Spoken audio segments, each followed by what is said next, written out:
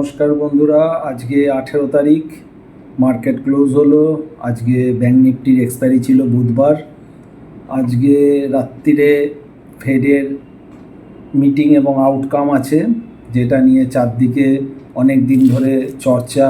কি হবে, রেট কাট হবে, এটা মোটামুটি চারদিকে একটা কনফার্মেশন আছে, কিন্তু রেট কাট কতটা হবে, 25 বেসিস পয়েন্ট নাকি 50 বেসিস পয়েন্ট, এই নিয়ে বিভিন্ন তর্ক চলছে। এবং কোনটা হলে মার্কেটে রিয়াকশান কি হবে, এটা নিয়েও বিভিন্ন ব্যক্তির বিভিন্ন মতামত। তো যাই হোক, কাল সকালবেলায় আমরা দেখতে পাবো যে আলটিমেটলি কি হলো। এই নিয়ে তর্ক করার কোনো মানে হয় না, কারণ এখানে বিভিন্নজন বিভিন্নভাবে ভাবতেই পারে, কিন্তু আলটিমেটলি বাজারের মতো রিয়্যাক্ট করবে।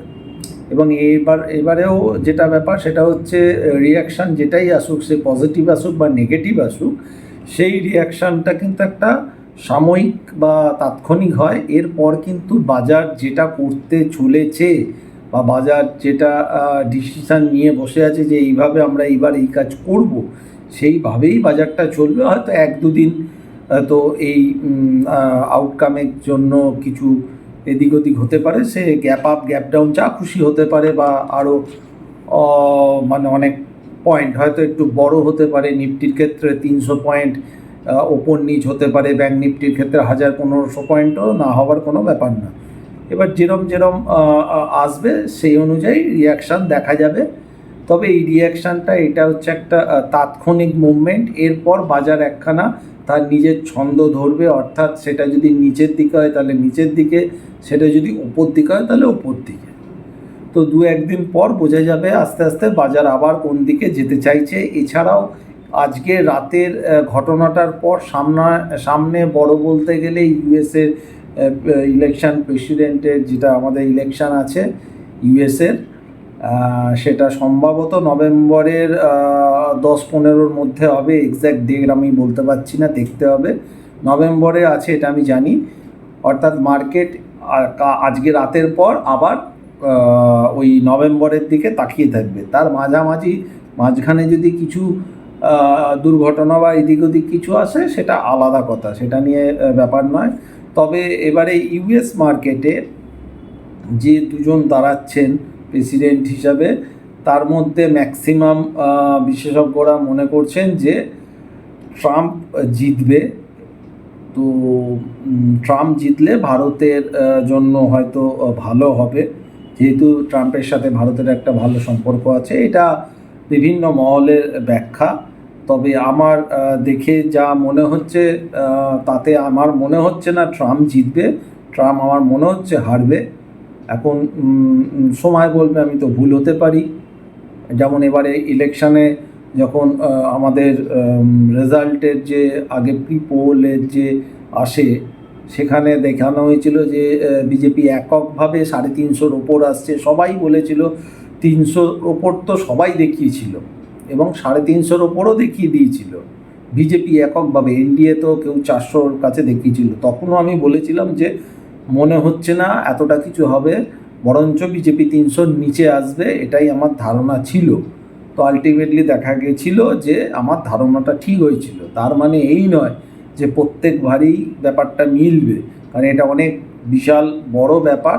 কিন্তু কিছু কিছু ওদের টার্ন পয়েন্ট বা কিছু কিছু মুভমেন্ট দেখে আমার যা মনে হচ্ছে, তাতে মনে হচ্ছে না ট্রাম্প জিতবে বলে। হয়তো এতে এফেক্ট হতে পারে, তবে যেই জিতে আসুক না কেন, ওটাও একটা তাৎক্ষণিক ব্যাপার। আলটিমেটলি আমেরিকায় বা বিশ্বব্যাপী রিসেশন আসবে কি না, এটাই মেন ব্যাপার। যদি রিসেশনের দিকে ঝুঁকে থাকে, তাহলে কিন্তু একটা মানে ওয়ার্ল্ড ব্যাপী একখানা মন্দা দেখা যেতে পারে যদি রিসেশনের দিকে আসে। আর যদি না আসে, যদি নর্মালভাবে চলতে থাকে, তাহলে 19-20 একটা ছোট ছোট কারেকশান হয়তো দিয়ে নিফটি বা সেন্সেক্স, ব্যাঙ্ক নিফটি নতুন নতুন উচ্চতা তৈরি করতে করতে যাবে। এই রকমই এখন একটা স্ট্রাকচার, অর্থাৎ পরিষ্কার ভিউ কোনো কিছু নেই এখনও। ইফ অ্যান্ড বাটের ওপর দাঁড়িয়ে আছে। যদিও শেয়ার মার্কেট অল টাইমই ইফ অ্যান্ড বাটের ওপর দাঁড়িয়ে থাকে, তবুও মাঝে মাঝে কিছু কিছু জায়গায় হয়তো পরিষ্কার মানে বোঝা যায়, কিন্তু এখন সেই জায়গাটা হয়তো অনেকখানি কম।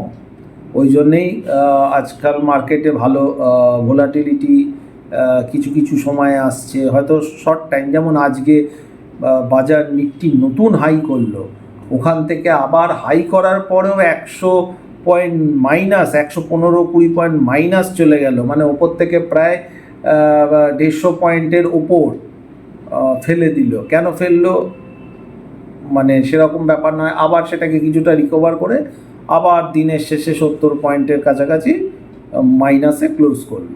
ব্যাঙ্ক নিফটি তো আজকে এক্সপায়ারি ছিল, শর্ট কভারিং হয়েছে। ব্যাংকে প্রচুর লোক, যেটা ব্যাংকের নেগেটিভ ছিল যে ব্যাংক বাড়বে না, বাদবাকি সব সেক্টর বাড়বে, এবং দেখা যাচ্ছিল যে সব সেক্টর বাড়ছে, ব্যাংক বাড়ছে না। আজকে ব্যাংক দেখিয়ে দিল যে আমি বাড়তে পারি বলে ব্যাংক টেনে দিল। আবার আইটির সব বুলিশ, কাল অবধি সবাই আইটিতে বাইকল দিয়ে গেছে, আইটি অনেক যাবে, আরও যাবে, আরও যাবে বলে গেছে।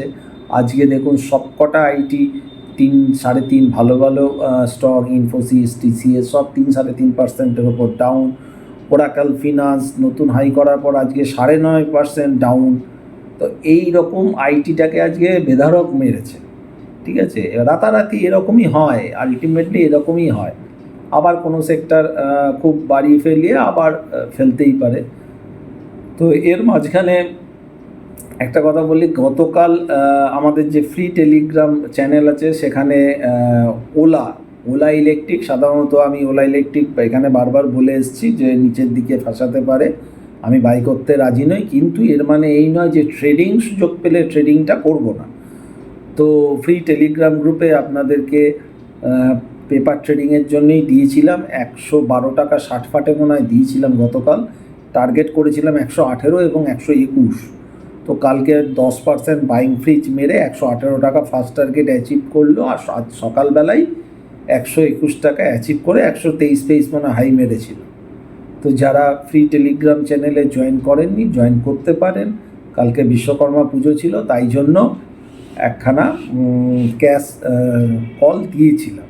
ভবিষ্যতে আবার কোনো দিন যদি পারি তো নিশ্চয়ই দেব, কথা দিচ্ছি না, কারণ ওখানে অনলি ফর ব্যাঙ্ক নিফটির সাপোর্ট রেজিস্ট্যান্সই দেওয়া হয়। আর মার্কেটে যদি কোনো কিছু বড়সড় কিছু পরিবর্তন কিছু লক্ষ্য করি তাহলেই ওখানে দেওয়া হয়।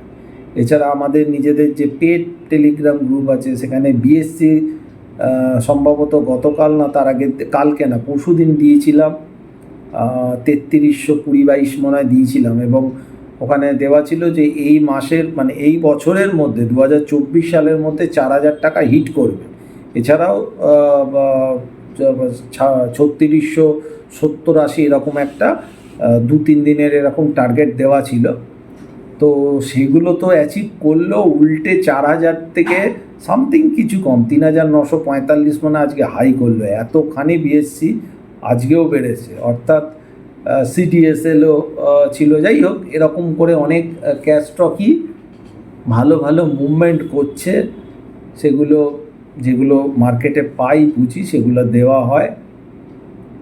তো এইগুলো ধরা যতটা সহজ মনে হচ্ছে অতটা সহজ নয়, কিন্তু চেষ্টা করি যতখানি বোঝা যায়। যে আজকেও দিয়েছি, কয়েকটা দেয়া আছে, তার মধ্যে আজকেও বাইং ফ্রিজ মেরে আছে, কল করানো আছে ক্যাশে। আবার যখন অপশানে আবার ভালো ভালো জিনিসগুলো পাচ্ছি সেগুলোও দেওয়া হয়। মিলিয়ে মিশিয়ে করতে হয়, কারণ সবসময় মার্কেট শুধু অপশান করেই যাব বা শুধু ক্যাশ স্টক নিয়েই যাব এইভাবে হয় না। তো ওই জন্যেই গ্রুপটাকে একসাথে বেঁধে দেওয়া হয়েছে। আপনাদেরও যা ফ্রি টেলিগ্রাম সেখানেও দেওয়া থাকে, কারণ মার্কেট আওয়ার্সে অনেক কিছু বোঝা যায়, যেটা 3:30-এর পর কালকে কি হবে সেটা এখন কিন্তু সবসময় বোঝা যায় না। স্টক স্পেসিফিক একরকম আজকে দেখাচ্ছে, কালকে গিয়ে সিনারিওটা চেঞ্জ হয়ে যায়। তো যাই হোক, যদি পরবর্তীকালে আবার কিছু পাই স্টক নিশ্চয়ই বলবো। তো সামনের সময় মার্কেট উপরে যাক বা নিচে যাক, আমি ইন্ডেক্সের কথা বলছি, তাতে কিছু এসে যায় না। সেক্টর স্পেসিফিক কাজ হয়, সেক্টর রোটেট হয়, সেই রকমভাবে এক একটা বুল ফেজে এক একটা সেক্টর বা 2-3টে সেক্টর চলতে থাকে। তো আমার মনে হয় পরবর্তী সময় যখন বুল মার্কেট আসবে তখন, এর আগে আপনাদের বলেছিলাম, তাও আমি দুখানা সেক্টর বলছি, স্টক একটা নামও বলবো না, দুটো সেক্টর বলবো। স্টকগুলো আপনারা নিজেরা বাছুন, নিজেরা অ্যানালিসিস করুন, তাহলে আপনাদের নিজেদেরই ভালো হবে। সেটা হচ্ছে, এক হচ্ছে কেমিক্যাল সেক্টর, আগেও আপনাদের বলেছিলাম নজর রাখুন কেমিক্যাল সেক্টর, আর হচ্ছে আপনাদের সুগার সেক্টর। এই দুটো সেক্টর কিন্তু নেক্সট সময়ের জন্য ভালো আমার লাগছে। এবার ইন্ডেক্স উপরে যাক, দাঁড়িয়ে যাক, নিচে যাক, সেটার সাথে এদের সম্পর্ক খুব একটা থাকবে বলে মনে হয় না, কারণ সারা বছরই কোনো না কোনো সেক্টর খেলতে থাকে। তো আমার মনে হয় এই দুটো সেক্টর থেকে স্টক বেছে রাখতে পারেন, কারেকশান যদি দেয় তার মধ্যে স্টকের, সেই স্টকগুলো দেখে দেখে আপনারা ইনভেস্টমেন্ট পারপাস রাখতে পারেন। মনে হয় ভালো ভালো রিটার্ন পাবেন, ব্যাংকের থেকে তো অনেক বেশি রিটার্নই পাওয়া উচিত। তো যাই হোক, আজকে রাত্রিবেলা দেখতে হবে কি হচ্ছে, তার এফেক্ট কাল সকালে। তবে রাত্রিবেলা থেকেও খুব একটা লাভ হয় না, কারণ আমাদের মার্কেট তো খোলা থাকবে না। যা হবে কাল সকালবেলা গ্যাপ আপ গ্যাপ ডাউন, এবং গ্যাপ আপ বা গ্যাপ ডাউন হওয়ার পরেও সেটাকে সাস্টেন থাকবে কি না, নাকি গ্যাপ আপ হয়ে ওখান থেকে আস্তে আস্তে পড়ে গেল, নাকি গ্যাপ ডাউন হয়ে ওখান থেকে আস্তে আস্তে উঠে গেল, এগুলোরও দেখার ব্যাপার থাকে। তো এইসব ইভেন্টের ক্ষেত্রে আমার মনে হয় যারা অপশান নিয়ে যান, পজিশান হালকা রাখা উচিত। তবে অপশান তো নিয়ে যাওয়া উচিতই উচিত এইসব ইভেন্টের ক্ষেত্রে, অল্প পয়সারও অপশান নিয়ে যাওয়া উচিত হিরো পারপাসে। এবং সেটা মনে রাখতে হবে, চলে গেলে দুঃখ পাওয়ার ব্যাপার নেই, আর এলে তো ভালো আসবে যদি গ্যাপ আপ বা গ্যাপ ডাউন আপনার ফেভারে যায়। তো যাই হোক, আজকে দুটো সেক্টর বললাম, মার্কেটের ওভারঅল স্ট্রাকচার যে জায়গাটা দেখতে পাচ্ছি সেই সম্পর্কে বললাম। Nifty bank Nifty support resistance বলে দিচ্ছি, তাও আপনারা যারা ফ্রি টেলিগ্রাম গ্রুপ আছে ওখানেও দিয়ে দেবো, ওখানেও চেক করে নেবেন। নিফটি আজকে ক্লোজ হয়েছে 25,377, রেজিস্ট্যান্স আছে 25,600 এবং 25,725, এবং সাপোর্ট আছে 25,025 এবং 24,833। ব্যাঙ্ক নিফটির ক্ষেত্রে ক্লোজ হয়েছে 52,750, রেজিস্ট্যান্স আছে 53,400 এবং 54,109, আর সাপোর্ট আছে 51,638 এবং 50,963। আজকে একটু বড় রেঞ্জে দিয়েছি, কারণ একটা বড় ইভেন্ট, তো এই ইভেন্টে অনেক কিছু হতে পারে, তার জন্য একটু বড় রেঞ্জ দিয়েছি। এখন দেখা যাক মার্কেট কি হয়, আবার ভিডিও করব নেক্সট শুক্রবার বা শনিবার। এছাড়াও আর একটা কথা মনে করিয়ে দিই, কালকে বৃহস্পতিবার নিফটি এক্সপায়ারিও আছে, অর্থাৎ কালকে একটা 19 তারিখ একটা বড় দিন হলেও হতে পারে, কোন দিকে বোঝা যাচ্ছে না, কিন্তু একটা বড় দিন হলেও হতে পারে। তো দেখে শুনে কাজ করাটা মনে হয় বেটার। যদি সেরকম মনে হয় কালকের দিনটা অ্যাভয়েড করাও ভালো, কাল পরশু দুটো দিন অ্যাভয়েড করলেও খুব একটা ক্ষতি হওয়ার কথা নয়। তো ঠিক আছে, একটু লাইক করবেন, শেয়ার করবেন, সাবস্ক্রাইব করবেন। আজকে এখানে শেষ করছি, ভালো থাকবেন, নমস্কার।